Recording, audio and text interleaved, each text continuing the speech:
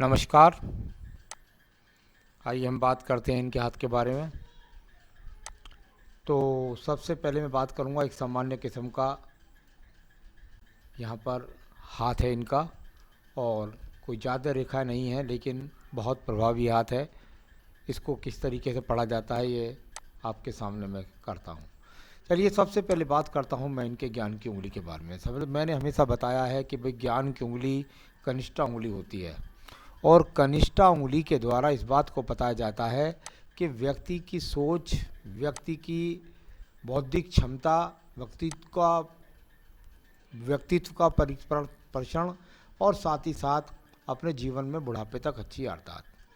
कुल मिलाकर जैसे जैसे उम्र बढ़ेगी, बुढ़ापे की तरफ ज़्यादा रहेंगे तो उस समय याददाश्त जरूर परेशान करेगी। यहाँ लंबाई अगर देखें तो कुल मिलाकर उंगली की ज़्यादा नहीं है, सूर्य की प्रथम उंगली के पास तक नहीं पहुँची। उंगलियों पर यदि देखता हूँ तो प्रथम पर्वत पर कोई अच्छी सुंदर रेखाएं नहीं दिखाई पड़ती, सेकंड पर्वत पर भी कोई खड़ी हुई रेखा नहीं है। यानी एक तरह से सुप्त अवस्था की ये तीनों की तीनों उंगलियां हैं। और यदि इनको देखता हूँ तो किसी प्रकार का कोई बदनामी का योग नहीं, कोई बुद्धि के द्वारा ऐसा भी नहीं है कि बहुत चपल व्यक्ति है, बहुत चतुर व्यक्ति है, ऐसा भी कुछ दिखाई नहीं देता। और साथ ही साथ ईश्वर कृपा से, चाहे परिवार से सही, कहीं से सही, कहीं ना कहीं से धन के स्रोत भी बने हुए हैं। बुद्धि की चतुराई को थोड़ा सा कम करिए और उसका पूरी तरीके से इस्तेमाल करिए। उसके लिए मैं कुछ उपाय बताऊंगा, वो कर लीजिएगा तो उससे आपको काफ़ी लाभ मिलेगा। सूर्य की उंगली और सूर्य की उंगली की लंबाई यहाँ लगभग लगभग बृहस्पति की उंगली के बराबर है। सूर्य की उंगली की लंबाई जब जब बृहस्पति की उंगली की लंबाई के बराबर हो जाती है, ऐसे व्यक्ति का बहुत बड़ा समय एक समान चला जाता है। यानी यदि वो गरीबी में है तो गरीबी में बहुत लंबे पीरियड तक रहता है, यदि वो अमीरी में है तो अमीरी में बहुत लंबे पीरियड तक रहता है, और यदि वो सामान्य स्थिति में है तो सामान्य स्थिति में भी बहुत लंबे पीरियड तक रहता है। कुल मिलाकर सूर्य की उंगली पर यहाँ अगर मैं देखता हूँ तो कोई किसी प्रकार का अशुभ चिन्ह नहीं है। अच्छी बात यह है कि कोई यहाँ पर कोई मस्तिष्क संबंधी रोग, कोई हृदय संबंधी रोग नहीं दिखाई देता। साथ ही साथ व्यक्ति के जीवन में ऊंचाइयाँ प्राप्त करने के जो संयोग हैं वो भी दिखलाई नहीं देते, और कुल मिलाकर किसी बदनामी का योग भी दिखाई नहीं देता। शनि की उंगली के बारे में बात करता हूँ। शनि की उंगली आपके जीवन में बताती है कि शनि की ढैया, शनि की साढ़े साथी आपके जीवन में कितनी प्रभावी है, या वर्तमान में आपके पास धन का किस तरह का स्रोत है। यहाँ तीनों के तीनों आपके पर्वत यहाँ सुप्त स्थिति के अंदर हैं। सुप्त से मेरा मतलब यहाँ यही होता है कि यदि इनके ऊपर कोई किसी प्रकार की रेखा ज़्यादा खड़ी नहीं होती तो वो व्यक्ति के जीवन के अंदर धन के अच्छे आगमन को नहीं देती। यहाँ पर सामान्य सी जिंदगी बिताने वाला धन के रूप में हाथ दिखाई देता है शनि का पर्व अभी वर्तमान में, और साथ ही साथ किसी रोग के संकेत नहीं हैं। अब बात करते हैं इसके बाद हम आपकी बृहस्पति पर्व के बारे में। बृहस्पति का पर्व संतान सुख के लिए यहाँ से रेखा देखते हैं, यहाँ से रेखा देखते हैं पत्नी से संबंधों के लिए, यहाँ से देखते हैं ईश्वर की कृपा कितनी है और दान पुण्य के स्रोत कितने ऊंचे हैं। सभी क्षेत्रों में यदि मैं देखूँ तो बिल्कुल सामान्य सा कोई पत्नी के साथ में वैर भाव भेद नहीं है, संतान से भी किसी प्रकार का वैर भाव भेद नहीं है। अपने हिसाब से जीवन चल रहा है, सामान्य सा दान पुण्य व्यक्ति कर सकता है, किसी प्रकार की ऊंचाई प्राप्त करने के अभी यहाँ पर संकेत नहीं हैं। चलिए मैं बात करूँगा आपके बुध पर्व के बारे में। बुध पर्व, और बुध पर्व पर जब ना मिले किसी भी प्रकार की कोई खड़ी रेखा तो ये बहुत अशुभ संकेत हो जाता है, सामान्य हो जाता है ये पर्वत। जब जब इस पर कहते हैं कि भाई चलो कोई अशुभ चिन्ह नहीं है, ये बहुत अच्छी बात है। अगर यहाँ पर कोई अशुभ चिन्ह भी मिल जाता तब इस पर्वत का लाभ बिल्कुल एकदम आपके जीवन में नगण्य हो जाता।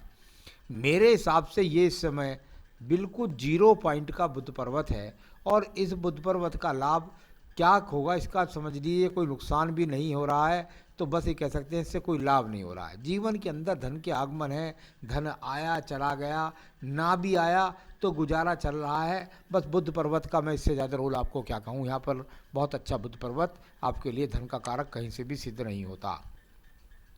अब बात करते हैं आपके सूर्य पर्व के बारे में। सूर्य का पर्व और सूर्य के पर्व से विदेश यात्राओं के लिए, बहुत यात्राओं के लिए, यश के लिए, सम्मान प्राप्ति करने के लिए, राज्य सरकार की नौकरियों के लिए, न जाने कितने सारे संकेत इस सूर्य पर्वत से मिलते हैं।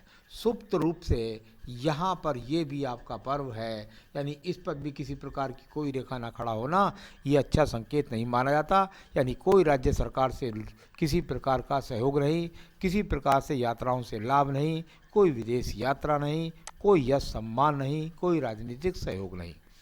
चलिए मैं बात करता हूँ शनि पर्व के बारे में। देखिए, जब मैं आपकी हाथ की रेखाओं को पढ़ रहा हूँ तो एक बात का हमेशा ध्यान रखना चाहिए, हस्तरेखा विशेषज्ञ बिल्कुल किसी को डराने के लिए विज्ञान नहीं है। ये सिर्फ और सिर्फ जो होता है ये केवल और केवल एक समझिए जैसे गर्भ जो बच्चा बनता है पेट के अंदर वो 9 मंथ के अंदर बनता है। किसी किसी व्यक्ति के अंदर हल्की हल्की रेखा 9 मंथ के बाद शुरू हो जाती है, किसी के व्यक्ति के जीवन के अंदर 2 से 3 साल में और किसी के जीवन में 5 साल में। यानी आज जो मैं कह रहा हूँ वो पूर्ण सत्य हमेशा के लिए नहीं है, केवल वर्तमान की स्थिति को बोल रहा हूँ। यहाँ शनि पर्व पर कोई भी रेखा नहीं है, यानी आपका ये पर्वत भी यहाँ पर सुप्त अवस्था में है। सुप्त ग्रह यहाँ जब हो रहा है तो इसका किसी प्रकार का लाभ यहाँ पर नहीं है, कोई खड़ी रेखा नहीं है, कोई अशुभ चिन्ह नहीं है।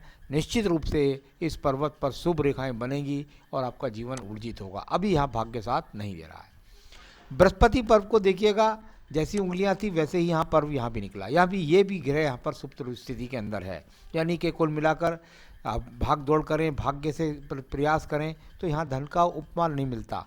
साथ ही साथ आपके जीवन के अंतर्गत जीवन की जो आवश्यकताएं हैं उसमें बच्चों की पूर्ति होना या अपने आप के संसाधनों से खुश होना, ये व्यक्ति के लिए स्वप्न जैसी स्थिति दिखा रहा है बृहस्पति पर्व। अब मैं बात करूँगा आपके हृदय रेखा के बारे में। हृदय रेखा और बहुत ही एक रूपता के साथ में हृदय रेखा गई। यहाँ पर कोई गिरती उठती रेखा नहीं, किसी के आप काम नहीं आते, कोई आपके काम नहीं आता। अच्छी बात यह है कि पत्नी से पूरा सहयोग है। दूसरी अच्छी बात यह है कि किसी प्रकार का हाथ के अंदर रोग नहीं है। तो ये भी अपने आप में एक बहुत अच्छी बात ही कह सकते हैं कि मन के बहुत अच्छे हैं, मन से बहुत पवित्र हैं। अब बात करता हूँ मैं इसके बाद में आपके पर्वत, और वो पर्वत है आपका मंगल का पर्वत। मंगल का पर्वत होता है कर्म रूपी रेखाओं को जानने के लिए। कर्म रूपी रेखा शनि पर्व को तो देख रही है, आप प्रयास कर रहे हैं कि कर्म से किस प्रकार मैं धन प्राप्त कर सकूं, शनि पर्व को देख रही है रेखा। परंतु पर्वत यहाँ पर एक तरह से मैं सुप्त स्थिति में इसलिए मानता हूँ कि इस पर कम से कम जिस तरह से ये रेखा जा रही है ऐसी 8, 10, 15 रेखाएं अगर निकलती हैं तो व्यक्ति के प्रयासों में तेजी होती है। यहाँ पर आपके प्रयासों में, आपकी योजनाओं में किसी प्रकार की कोई तो तेजी नहीं है। तो कृपया करके आप ज़रा अपनी थोड़ा मेहनत को बढ़ाइए, क्योंकि ये अभी केवल और केवल मैं इस पर्वत को एक तरह का बहुत कर्महीन पर्वत मान रहा हूँ। तो मेहनत के अंदर कमी है, इस बात को दिखलाने वाला आपका ये पर्व है। मैं बात करता हूँ इसके बाद आपकी बुद्धि रेखा की। बुद्धि रेखा, और यहाँ यदि आप देखेंगे तो बुद्धि रेखा जा कर के और यहाँ एक ट्रायंगल के साथ में ख़त्म होती है। यानी एक लास्ट में जाकर जब यहाँ पर इसको मनी ट्रायंगल बोल देते हैं लोग बाग, तो इसका अर्थ एक ही होता है कि व्यक्ति को पैतृक संपत्ति में मकान मिल गया। उसका मतलब ये होता है या पैतृक संपत्ति मिल गई या परिवार का सहयोग मिल गया। तो इस प्रकार से यहाँ ट्रायंगल जो बनता है लास्ट में वो ये है। आपकी बुद्धि रेखा ढलवां ज़्यादा है, कुल मिलाकर योजनाओं पर आप अभी पूरी तरीके से मेहनत नहीं कर पा रहे हैं या योजना पर मेहनत करने के बाद उनका फल नहीं मिल रहा है। बुद्धि की कोई कमी नहीं है, इस प्रकार का संकेत यहाँ है। द्वितीय पर्वत को देखिएगा, मंगल द्वितीय पर्वत, और जो यहाँ पर दिखाता है कि आपका पास कोई झगड़ा नहीं है, कोई झंझट नहीं है, कोई मुकदमा नहीं है, ऐसी रेखाएं भी नहीं है जिनके द्वारा आपको अचानक कोई लॉटरी योग लग जाए। तो उस तरह के फल भी यहाँ पर दिखलाई नहीं देते हैं। मैं बात करता हूँ इसके बाद आपके चंद्र पर्वत के बारे में। चंद्र पर्वत के 3 पर्वत होते हैं। तीनों पर्वतों से विज्ञान का पता लगता है, व्यक्ति गायन का पता लगता है। क्या गायन क्षेत्र में प्रसिद्धि मिलेगी ऐसा कुछ नहीं दिखाई देता। साथ में दिखलाई देता है कि क्या विदेश यात्रा है या देश यात्रा है, ऐसा भी कुछ दिखलाई नहीं पड़ रहा है अभी वर्तमान में। और साथ ही साथ किसी प्रकार के ऐब भी नहीं है, यानी कि व्यक्ति के अंदर किसी प्रकार के दुराचार भी नहीं हैं।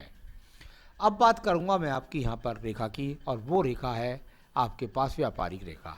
हाथ के अंदर अभी कहीं भी व्यापारिक रेखा का कोई भी रोल मजबूती के साथ नहीं है। एक गहराई की से ड्रॉ सा होता जा रहा है। अगर ये रेखा गहरी होकर ड्रॉ होकर श्री बुद्ध पर्वत को पहुंच जाए तो ये योग होगा जब आप मजबूती के साथ व्यापार करेंगे और आपको उसमें सफलता मिलेगी। ऐसा मैं नहीं कह रहा हूँ कि कभी नहीं बनेगी, निश्चित रूप से बनेगी। आप अपने प्रयास करते रहिएगा और जीवन में सफलता भी मिलेगी। अभी नहीं साथ दे रही हैं ये रेखाएँ। भाग्य रेखा को देखिएगा, भाग्य रेखा के स्वरूप को देखता हूँ, परिवार से सपोर्ट देती हुई ये रेखा आपके साथ जा कर के, और ये कर्म रूपी रेखा अभी भाग्य पर्वत तक नहीं पहुँची। इसको भाग्य रेखा इसलिए नहीं कहते हैं कि जब तक ये शनि पर्वत तक ना पहुँच जाए तो तब तक इसको भाग्य रेखा नहीं कहते हैं। अभी सिर्फ इसको कर्म रेखा कहते हैं। कर्म करते हैं, अपने जीवन का संचालन करते हैं और धन के आगमन को प्राप्त कर लेते हैं। यहीं बुद्धि रेखा से कर्म रूपी रेखा एक बुद्ध पर्वत को भी दिख रही है। मेहनत करके कर्म से बस अपने जीवन को संचालन कर लेते हैं। अब बात करते हैं, इसके बाद में यहाँ पर बात करेंगे, आपको एक एक्स सा नज़र आएगा। वो एक्स नहीं है, वो जीवन के अंदर कि बस जीवन की पवित्रता को बताने वाला एक पर्व है कि रेखांकित है। इसके बाद देखिएगा आपका शुक्र पर्व। शुक्र पर्व को यदि आप देखेंगे तो इसके अंदर भी कोई किसी प्रकार की ज़्यादा हलचल नहीं है, कोई बहुत ज़्यादा शुभ चिन्ह तो नहीं बन रहे हैं। ये सुप्त अवस्था का शुक्र पर्व, यानी आपके जीवन के अंदर अभी संसाधन के लिए आपको मेहनत करनी पड़ेगी। अभी अच्छे संसाधन यहाँ से दिखलाई नहीं पड़ते हैं। संतान रेखाएं, आपके हाथ से 2 संतान रेखाएं दिखाई देती हैं तो वो पत्नी के हाथ से ज़्यादा पता चलता है।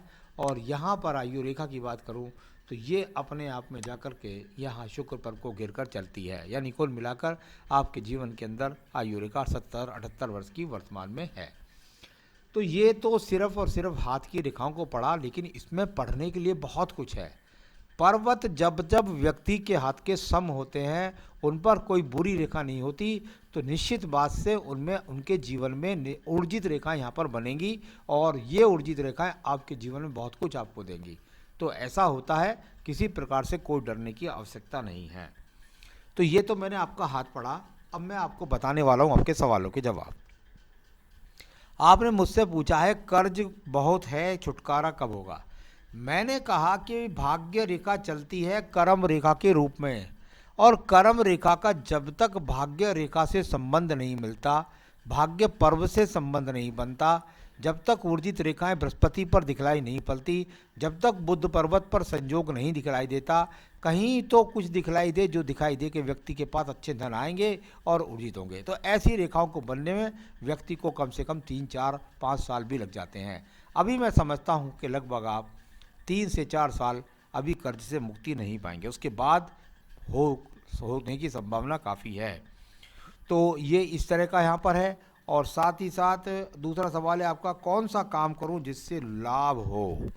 आपने मुझे एक जहाँ तक इसके कर्म के काम के बारे में पूछा है, तो इसमें मुझे थोड़ा सा इन्वॉल्वमेंट, हल्का सा इन्वॉल्वमेंट बहुत जो दिखाई दिया है। शुक्र पर्व से बुध पर्वत की तरफ रेखा जा रही थी, उसका इन्वॉल्वमेंट कुछ दिखलाई दिया है। मुझे लगता है आपके जीवन के अंदर ये रेखा गहरी बनने वाली है, और आपके जीवन में जो काम बनते हैं, जैसे ही काम तो आप अभी कर रहे हैं वो काम भी ठीक ही है, लेकिन मुझे जो दिखलाई पड़ता है उसको मैं बोल रहा हूँ। टूर, यानी कि कोई माल ले आप उसकी सप्लाई करके आए। ट्रैवलिंग आपके साथ बनी होगी उसको सप्लाई करने के लिए उस माल की, तो टूर, ट्रैवलिंग, सप्लाई, दूर से सप्लाई या एक्सपोर्ट इंपोर्ट, इस तरह का कुछ संयोग बना अवश्य होना चाहिए। आपका व्यवसाय चाहे लोहे का हो चाहे किसी का, लेकिन मेरे हिसाब से मंगल बहुत अच्छा इन्वॉल्वमेंट कर रहा है, तो आप इलेक्ट्रिक का और यहाँ कोई अग्नि से संबंधित कार्य का या कोई ब्रेकरी से संबंधित कार्य का यदि काम सप्लाई में करेंगे तो आपको ज़्यादा लाभ प्राप्त होगा। तो ये आपके काम बनते हैं। सही समय कब आएगा, कोई चिंता की आवश्यकता नहीं है। हाथ अच्छा है, निश्चित रूप से अच्छी रेखाएं बनेगी। मैंने बहुत हाथ देखे हैं ऐसे, तो अभी बिल्कुल निश्चित रूप से आपका समय अच्छा आएगा। अभी सिर्फ कर्म करिएगा और जो पूजा मैं बता रहा हूँ कृपया करके उसको करिएगा। यहाँ पर मैं आपको कहना चाहूँगा कि आप जो है कोई रतन अभी ना पहने, बस केवल और केवल अपनी 2 पूजा जरूर अवश्य बढ़ाएं। संकट नाशन गणेश स्रोत, इसके 3 पाठ करें रोजाना।